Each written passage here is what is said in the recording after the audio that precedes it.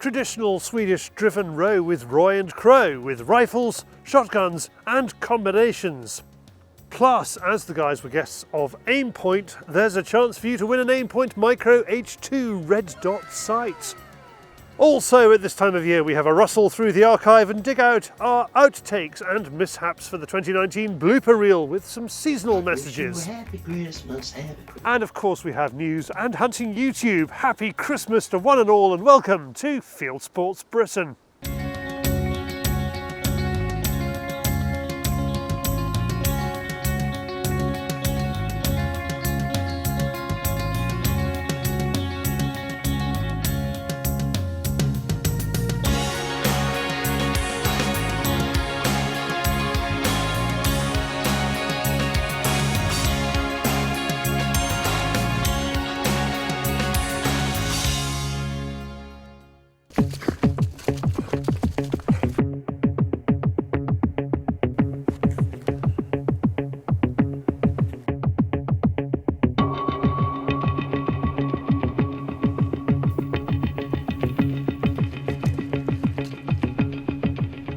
Hunting awakens your senses, then throws them into overdrive. No other activity in this world makes you so aware of your surroundings. That's why driven game shooting is so electric. Maybe it's one of the reasons that Swedes traditionally hunt roe deer with a shotgun. It means close range, it means intimate, it means thrilling. And that's what Roy and Andy are here for. All of the guys you speak to here have grown up with it. They've grown up and hunting small game with a shotgun. And when you speak to them, you can see the passion in their eyes about it. You know, it's the same as I cut my teeth growing up shooting rabbits and stalking rabbits. And it's exactly the same with these guys when they talk about hunting roe. Our guys have used shotguns on fox drives in the UK, but never on deer. Roe are classed as small game in Sweden, and on this peninsula, they are a problem and they need to be managed. There's young woodland, agriculture and 3 golf courses to protect from deer and wild boar. There's even electric fencing surrounding all the fairways and the greens to keep the boar at bay. Imagine the damage pigs can do to a manicured green. So, with 2 days of hunting ahead of us, Roy heads in one direction and Crow in the other. Briefing we had this morning, we can shoot any roe, foxes. There will be a few boar in here, but we're only using shotguns. They don't want us to touch those, which is fair enough. There's going to be a few fallow in here as well, so might get a few pictures of those. And they said we can shoot hare as well, but it'll be interesting to see how it goes. It's all new to me, this sort of stuff. Not the driven stuff, but I've done a lot of vermin shooting and that. But shooting roe deer with a shotgun, it's all new to me. That's some move. We've got some tracks here. There's calf and fallow. But no, it's going to be an experience. Plus I've got a day with you, David. Shooting number 2s, 36 gram number 2s. Both have shotguns with 2-shot in their shells and an Aimpoint Micro S1 on top. It is surprisingly small shot. Amazingly, they do bowl the roe over when you keep your ranges down to sensible ranges. When you're shooting, where do you want them shot? Just Shoulder, not headshot. You'll get your headshot. If they're close enough, headshot. Yeah, absolutely. Yeah. Go for the big areas. Yeah, what, shoulder? Yeah, okay. Let's just go for a big spread in a way. Yeah. Usually it's not the shot that kills them, it's the shock. Yeah. It's not the penetration, it's just the big bounce. Okay. Kills them. It seems strange to me, but apparently it's a tradition out here. It gets you more in contact with the game when you're shooting with a shotgun. You've got to let them come into 25 yards. Yeah, an exciting thing about it is you don't know where they're coming from. You hear the dogs coming, but it's where the dogs are, the deer aren't. They're already moved on. The reason that they do it with the tackles is because they don't run that fast. They don't run as fast as some of the dogs they would use on boar or some of the larger deer, and so therefore the roe just come trickling through rather than racing through the stands. So it gives you a lot more time to select which animals you want to take. So obviously today, if we've got a doe and a kid coming through, then we want to take the kid first before we take the doe. It didn't feel cold to start with, but the wind is beginning to affect our intrepid hunters. We've been standing up here for about 2 hours, but it feels like about 2 months. If there's anybody out there, please send tea. We need tea. Roy needs tea. I've been listening to the dog for the last. Crow, on the other hand, is showing signs of hypothermia. With lots of barking but no sign of the tackles, David asks Crow if their absence can be explained by their short legs. And then it all goes wrong.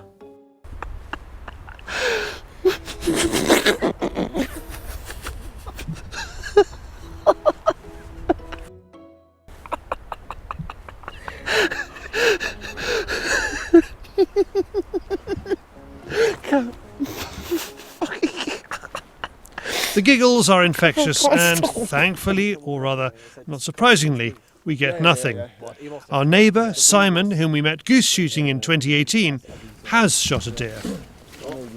I was standing up in these pine trees and the dog was barking quite a lot.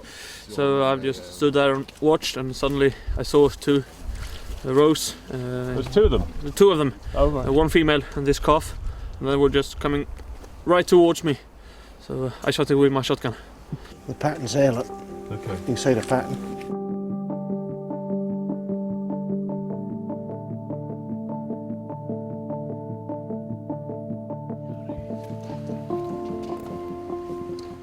We break before the next drive and head back to the Golf Hotel for lunch and to warm up. The dogs are also having a breather. The beaters are not just using tackles today. Basset Fauve de Bretagne are also on the ground. Do they do the same job as a tackle? Yeah, as a dagsbracke, yeah. Yeah. So short legs, not so fast. Yes. A bit faster than a dagsbracke, of course, but they do the same job. Yeah. Aren't they gorgeous? For the second drive, Andy is a walking gun while Roy enjoys the sea views. We saw 3 right as we were coming in, because it's pretty well overgrown here. They're going to be longer shots, 100 metres plus. Some of them be a bit closer, but so we've gone over to Blaswell 8, so happy boy. They just let the dogs go now to try and push them back. The ones that went, try and push them back to us. Apparently there's a trail. We crossed it just in front of us. And hopefully they're going to come back through and come down past us.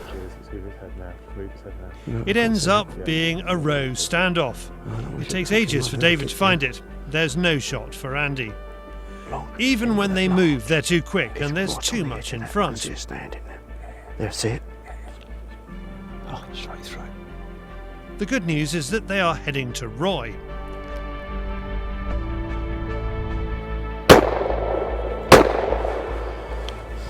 As soon as the dot is on the target, then you can squeeze the trigger and you know that's exactly where the shot is going, so there was just no question. It's absolutely perfect, even on a shotgun. If we were doing fox drives or something like that, then it really does just make you absolutely certain where your shot's going. Oh dear. As we head down to join Roy and congratulate him, we ask Jimmy to explain a bit more about the traditional style of Swedish hunting. The wild boar in Sweden and the fallow deer is not so old in Sweden. It is maybe 20, 30 years old. So before that, this was the only kind of hunt, and the moose hunt with standing dogs, of course. But this is absolutely Swedish tradition. Well, boar must have changed things. Yeah, boar must have changed. Yeah, it has changed everything a lot, especially in the big mansions. The big mansion has a lot of fallow deers and boars and everything. And the problem we got now with the fallow deers taking ground in Sweden is that the fallow deers and the deers, roe deers, doesn't combine too good.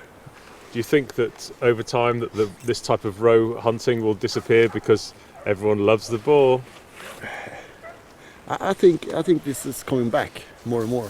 Roe deers is a primer wild game. Yeah. So I hope and I think we're gonna have it a few more years in Sweden. Absolutely. We stood and watched them for about 20 minutes. Yeah. No, it was close to not getting it. I was waiting for Carlos to get the camera on it. Oh, I don't know. Oh, did you? Did you get one? No. Oh. Did everyone come through? It was these ones that come through here. How Oh, many was come it? through? Two? Only one. Only one? Yeah. Oh. Yeah, only one day came through. So. Andy and Roy are both keen to see the carcass damage on the deer. They're not used to seeing deer shot with a shotgun. You've skinned it out. Yeah. You've skinned it out. There's hardly any mark on it. Oh. You've got bruising from the spine, haven't you? Bit of bruising on bit the of a shoulders bruise here. there, bit of a bruise there, and that's about it. A little bit on the back of the neck. You can sometimes you can find 1 or 2 hairs just inside the skin. Yeah, yeah. That's usually not so much. And you say That's when it's you a shoot shot. really close range, then you get the penetration. Yeah, yeah. Otherwise, it's just a wide point, a lot of hairs hitting, Yeah. and the shock just turns them over. It's the shot Yeah. that does it. It's the same with the hair and everything, Yeah, yeah. in full speed. But if you look inside, they haven't gone through. It's crazy. No, that's it. There's not the penetration at all. No, is there? ain't gone Very through. interesting. It is. And it's a real good way because you get no meat damage at all. So you just can use every bit of the animal. It's real bloody, and especially when they get the winter fur on. It could be a bit lighter on the summer fur because, but usually we just have a few weeks that we can hunt when summer fur. Otherwise, it's all winter this time. So that's one of the good points of hunting with a shotgun. Absolutely. I'm not encouraging people to do it in our country, but it's just knowing your range and that. What is incredible is that the shot doesn't kill the roe by penetration, but by shock. Being hit by shot causes a sensory overload for the little deer. It's been a real education today, and both Andy and Roy are really surprised about how effective the shotgun has been. Day 2, and once again Andy has an R8 with Aimpoint Micro H-2 and Roy is double gunning. What they've noticed is that the locals all have combinations, including Aimpoint's Daniel Adolfsson. He's got an acro on top. His newly arrived guest, celebrity Swedish chef Peter J. Skogstrom, has something a little larger on his combination. Let's start with a combination. What combination are you using there? I have a 7.53R. Yep. So it's classified to shoot moose, deer, Yep. wild boar. Yep. And then it's the normal 12 calibers. Yeah, what shotgun size cartridges? It's Shot 12. size. Shot size. 2 or 3. 2s or 3s? Yeah. Sometimes you use 1. But it's that's a 3. Oh yeah. Depends on how narrow it is. The second one with 3s. quite common in the middle of Sweden. Yeah, yeah. Then where we hunt moose, wild boar, deer, Yeah. and roe deer. Right. So what aim point have you got on there? This is my first aim point. It looks. I bought. It looks quite. It looks quite vintage. Yeah, Yeah. This is the first one actually. When I bought this one, it's a Swedish rifle. Yep. Doesn't make anymore. Yep. And the first aim point was on the market when I was Right. 18 years old. So how old's that? So it's when I was 18 years Wow. old. That's about 30 years. That's 30 years old. Yeah. Wow. It's still working and it's doing the work. And good luck Well, you today. see that? It's, Yeah. it's in the back. It's in the back. So what did you shoot that with? A shotgun? A or shotgun. a shotgun. Yeah. It's coming pretty fast from downhills. Yeah. And it was a lot of trees, so it's Yeah, yeah. then the aim point for me is perfect. Yeah. And then yeah. you use the shotgun, you just follow through, push off, and Yeah. it's like me. Shotgun, rifle. If you get too excited, just put both off. With Elvis, he ain't nothing but a hand dog, the tackle all shook up. The guns and dogs are sent off to try and move and intercept the game. Again, Roy finds himself in the shooting. But this time he has a rifle as the open rides are too wide for the shotgun. The first row is a broadside shot at range. Then there's some closer contact.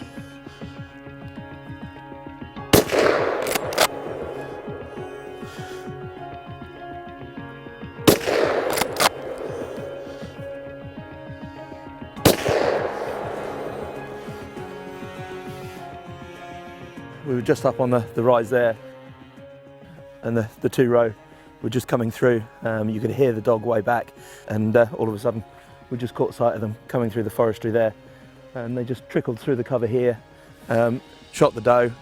The shot was good on her, so she was down and away, and then came onto the buck, and as he came through, we shot him, and I just put another one in as he was running through, just as an insurance shot, but as I say, that the first shot was perfectly adequate. But so absolutely superb. I couldn't be happier with that. A really, really lovely drive. And again, just the versatility of using the Aimpoint. So we had a long shot on the top, and then 2 here about 40-50 metres. We've been through a variety of different stands. So we've been in the thick forestry, and then when we get into a lovely open spot like this, then obviously the sights are still spot on for what we're doing. So yesterday we were using the shotgun, today with the rifle, and I think we've got one drive left to do. So I can't wait to get out on that one. Last drive, Crow. Last drive. Back on the plane and home.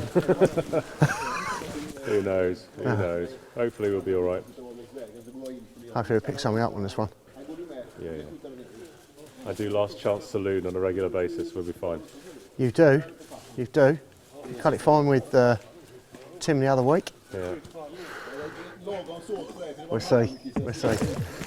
Our last drive is in an area Jimmy hasn't touched for more than a year, and he has high hopes that Andy will get a chance at a row.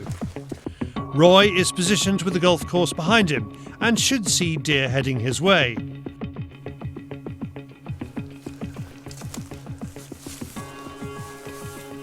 The dogs react immediately and the anticipation builds.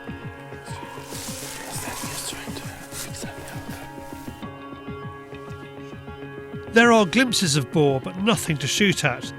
Then a single boar appears to Andy's right.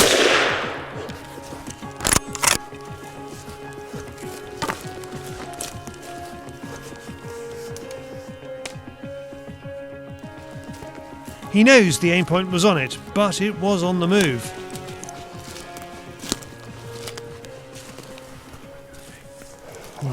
I hit that, but there's no blood, no sign. Meanwhile, Roy is feeling undergunned. A wild boar charges past him, but with shotgun in hand, he has to wave goodbye. It was just a case of the wrong tool for the wrong job then. I certainly wouldn't want to be upsetting a wild boar shooting at that with number ones.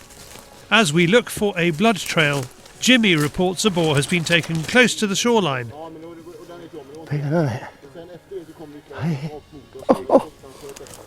Beautiful, isn't it? Yeah. It's a big wild boar, which we later discover had 2 shots in it. And he had made contact, but thankfully a second shot had stopped it in its tracks. It's a group effort to drag the lone sow out and across the golf course.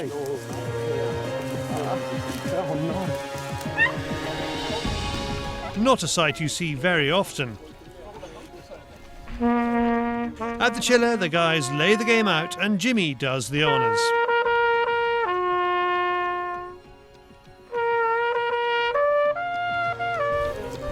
As always the case with Aimpoint, they've laid on some exceptional hunting for us and educated us along the way. For more information about Aimpoint red dot sights for rifles and for shotguns, go to aimpoint.com. Thank you to Roy and Crow and to Daniel from Aimpoint. Aimpoint really have given us some wonderful films to make this year, from helicopter elk hunts to Wild Boar Island. I commend them to you. Now Aimpoint's also given us a Micro H-2 sight to give away as a competition prize. It's a draw. All you have to do is write Micro H-2 will do in the comments below and like this film, and we'll enter you into the draw sometime in the new year. Now from one small unit to another, it's David on the Fieldsports Channel News Stump.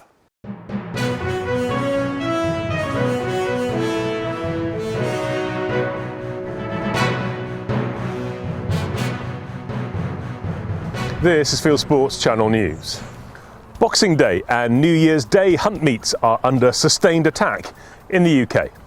A renter mob of hunt protesters have signed an online petition to stop a hunt meet in Somerset. 80,000 people signed the petition on change.org, ordering the local council to deny permission to the Blackmore Vale hunt to meet there on Boxing Day. That's more than 40 times the number of people who live in Castle Carry. And they followed up with hate mail to the leader of the council. Another hunt master complains that antis are trying to drown Southdown and Erridge Hunt's New Year's Day meet in paperwork, including a complaint the hunt does not have a licence to serve Hunt Cup at the meet. Better news for the East Kent hunt, which is to return to Elm Village Square. Violent antis drove them away from Elm last year, but there'll now be a stronger police presence to stop the sabs. The Werity report into grouse shooting in Scotland is out, and it doesn't call for a ban on grouse shooting. Instead, it wants grouse put on general licences or a similar scheme.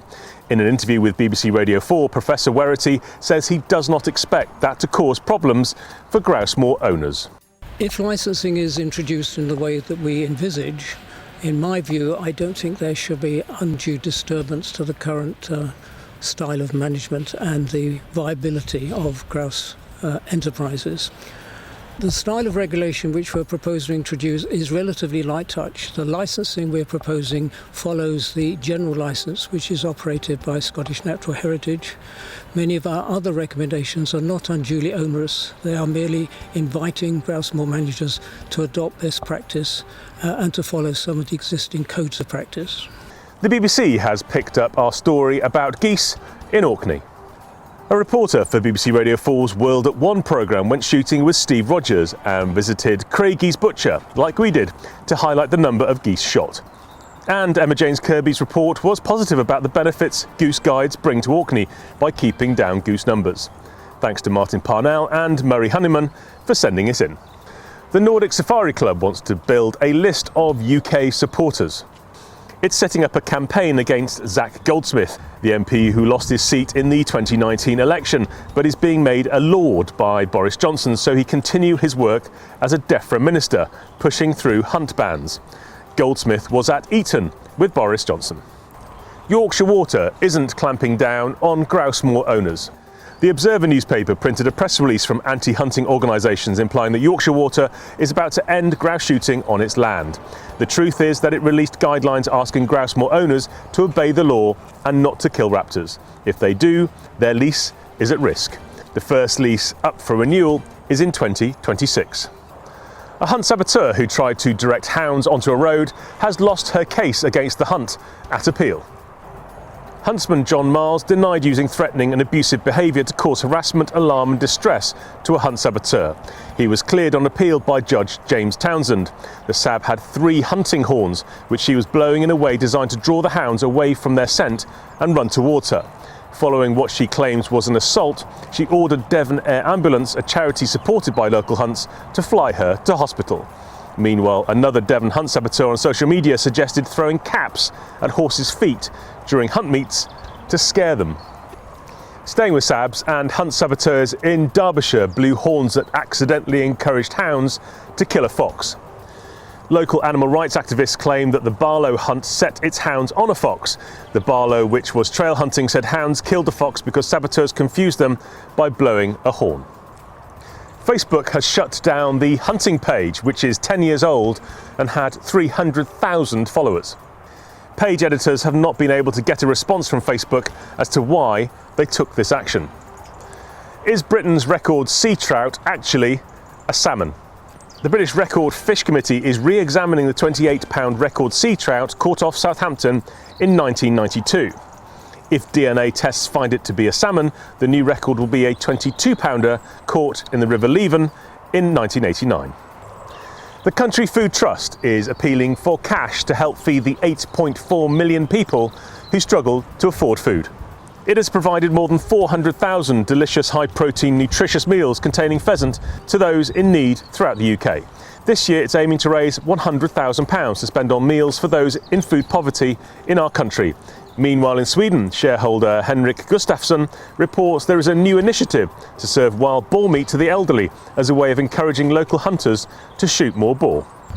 Meanwhile, Germans are eating record amounts of venison and wild boar. During the 2018-2019 hunting season, Germans ate a total of 27,700 tonnes of game from domestic hunting. Their favourite is wild boar at just over 14,000 tonnes. Access to game is helped by a German game dealer search website at wildaufwild.de and a wild food festival at the Jagd and Hund Fair in Dortmund at the end of January. Visit wildfoodfestival.de. Also in Germany, it's relaxing its laws on shooting wolves. Farmers will have the right to shoot wild wolves if they're causing serious damage to livestock. Until now, farmers were only allowed to shoot if wolves threatened their livelihood. Meanwhile, a kindergarten in northern Germany has had to close because of fears of a wolf attack. The government in British Columbia is planning to ban precision-guided firearms. PGFs are long-range rifle systems designed to improve the accuracy of shooting at targets at extended ranges through target tracking, heads-up display and advanced fire control. This is a 300 Win Mag from Texas-based gunmaker Tracking Point. The hunting community in BC thinks PGFs do not fall within the principles of fair chase. They say the guns are unsporting. New Zealand is ditching plastic bags from shops with a new campaign called Food in the Nude. A group of New World supermarkets have abandoned the use of plastic wrapping for almost all of their fruit and veg. 2 vegan parents have been charged with the murder of their 18-month-old son. Sheila and Ryan O'Leary from Florida, USA were charged with first-degree murder, aggravated manslaughter due to neglect and child neglect after they fed their son only raw fruit and vegetables. He weighed only 17 pounds when he died. 2 of the 3 surviving children were malnourished. In the UK, ethical veganism should become a philosophical belief that is protected by law. That's part of a discrimination in the workplace case a tribunal will hear. An ethical vegan called Jordi Casamitiana has brought a claim against his former employer, the League Against Cruel Sports, whom he alleges fired him because he raised concerns that its pension fund was being invested in companies involved in animal testing. Ethical vegans exclude all forms of animal exploitation. Lax dismissed Casamitiana from his role as head of policy in 2018. The drought conditions in Australia is having an impact on hunting seasons. South Australia announced a shorter duck season than usual.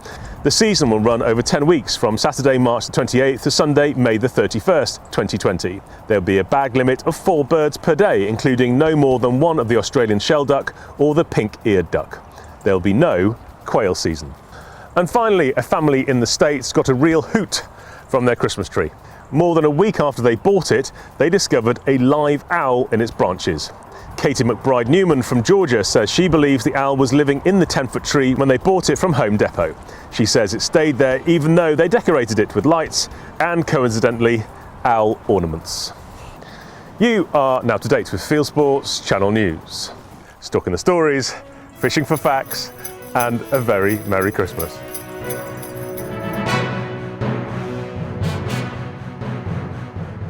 Thank you, David. Now, I'm sure you all know that we enjoy what we do. And here are some of the moments that made us smile more than usual. Okay.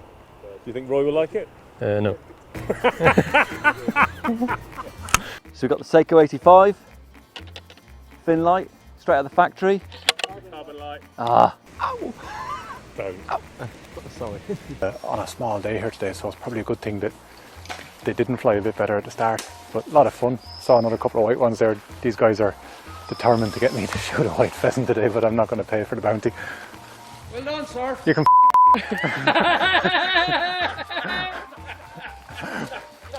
Well done. I did not shoot that. I just after picking it there on the bench. Not at Well all. done.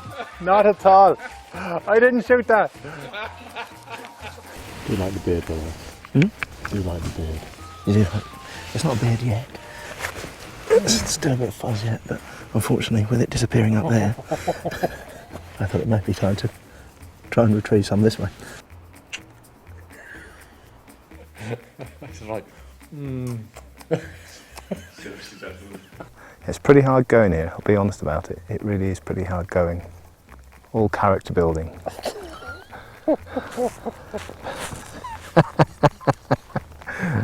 And to Albert, it's just fine. It's just a normal day, walk up the mountain. Because when you're wild boar stalking, and that sun, evening sun gets in your eyes, all you have to do... That is for Croatian safari, actually. Yeah. How do the pigs get here? Stay on message, please. How do they get here? But the other thing I haven't seen is a Swedish beaver, and we've got a lot of sign. Just back there. It would be just amazing to see Swedish beaver, but you never know. I don't think our luck's going to be in on this trip.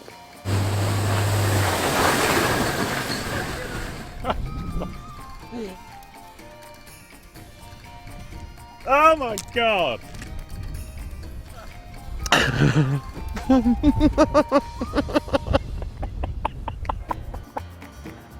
I know so little about how this stuff is made. So I know so little about how this stuff's been made. So no, not this stuff, is it? I know how they make it. Stay there, stay there. No, you're fine. No, you're right. I got this. I'm teasing it out of him. Okay, ready? Do that, yeah, do that. Okay. Knock it up, do that. Can I throw it? No. No, right. Well, I know how it works in the field, but I have no idea. So I'm keen to do the hip bit then.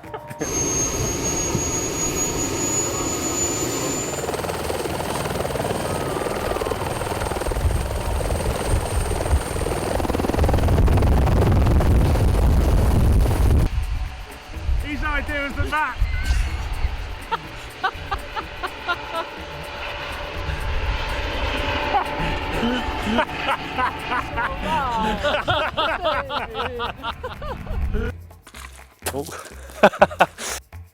Not ready yet. Just like to wish you a happy Christmas, happy Christmas.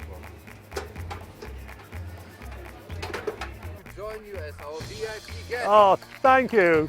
Guys, it's me. Can you give me 30 seconds and I shall be with you? For sure. Where's the sunshine, guys? Go on.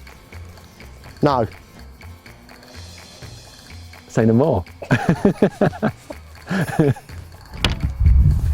Don't. Grow up, David. What do you mean, grow up?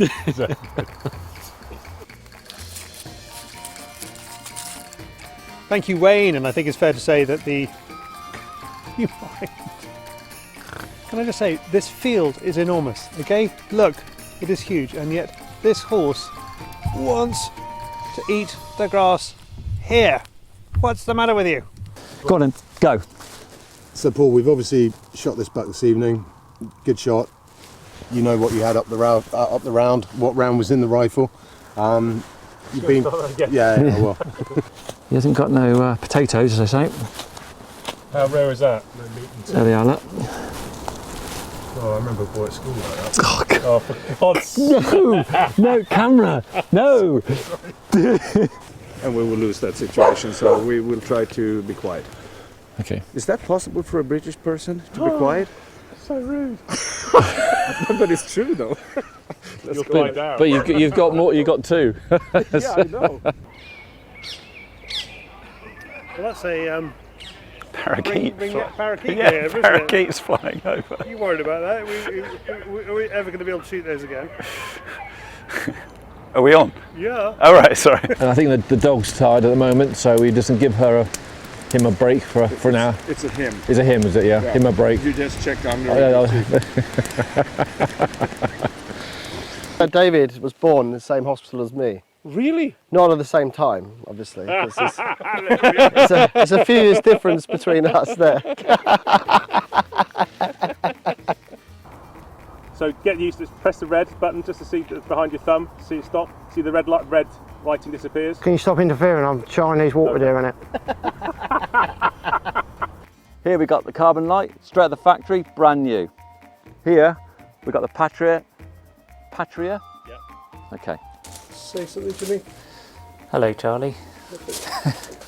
We got the Patria. AMV. Aston Martin. Hang on, I've got this here. AMV. We got it written. There we go. Like this, okay? Do you carry or me? You. Okay. You are shooting, you carry. I carry it. Okay, fine. We need to get these things straight. Sorry, can we just hold it there? What is the dog masturbating in there? Was it? Yeah. You want to kill him? You want to join? If you can, That's the weekend video. Can you stop him doing it? It's putting me off. I could hear you last night, Ron. You was watching that video, weren't you? Send it to Roy. Cut. Sure you don't want to put 4 cameras on the rifle? Missed both of those. All going wrong. Missed that one. Going wrong again.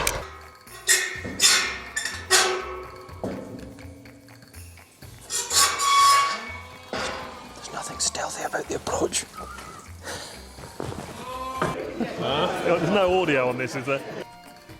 Permission to weep? No, we're not quite there yet. If you make me do any more walking up or down this hill for camera shots, then things might change fairly rapidly. And it was fun to have you here.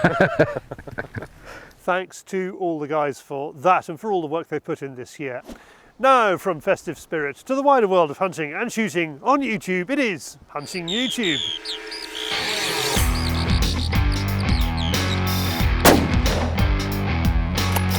This is Hunting YouTube, which aims to show the best hunting and shooting videos that YouTube has to offer. You may have seen our film about Andy Crow on a driven hunt in Germany. Team Wild were on the same day, and this is their film from their stand. The Capriolis Club, whom we have covered in the past, is after elk or moose in Norway. It's a driven hunt in the centre of the country, north of Trondheim. Thanks to viewer Per Homseth for directing me to the Shots and Pots channel. Lubba is on a driven hunt in the Blekinge forest in Sweden. Quite a lot of Swedish before you get to the action. Just out, Rolf Biskopek is stalking roe in Sweden in summer 2019. It's a well-shot promo film for gunmaker Krieghoff. In Australia, Tony Gillihan shows off his 2019 highlights and unseen footage, including him after all kinds of deer and even a camel. The Outdoor Limits channel in the USA takes to a kayak to go duck shooting. He calls it the Quack Yak. Much-loved British airgun writer, carp fisher and philosopher Terry Doe reveals his favourite film on YouTube. It is this one, a 1-hour dated film about how Wallace Gusler, a gunsmith in Virginia, USA, makes a muzzle-loader rifle. And finally, you may know my love of all things sporting in China. This film with English subtitles is about fly fishing in China, like hunting, a growing sport. That's it for this week. I've put all these films into a playlist for you. Click on the I symbol top right or check this film's description. If you have a YouTube film you would like us to pop into the weekly top 8, email me the link, charlie@fieldsportschannel.tv. Well, that's it for this week and for this year and for this decade. Next time you see us will be in the 2020s, next Wednesday when the show Fieldsports Britain is out. 7 PM as usual UK time. And you can find out more about the show by subscribing to our newsletter on our website. Go to the register page there. You can click to like us on Facebook and on Instagram. You can follow us on Twitter. And of course you can subscribe to us on YouTube. You can back us. Go to the Fieldsports Nation page on our website and you can find out news on the front page of our website. I will see you in the 2020s. Good hunting, good shooting, good fishing, happy Christmas and goodbye.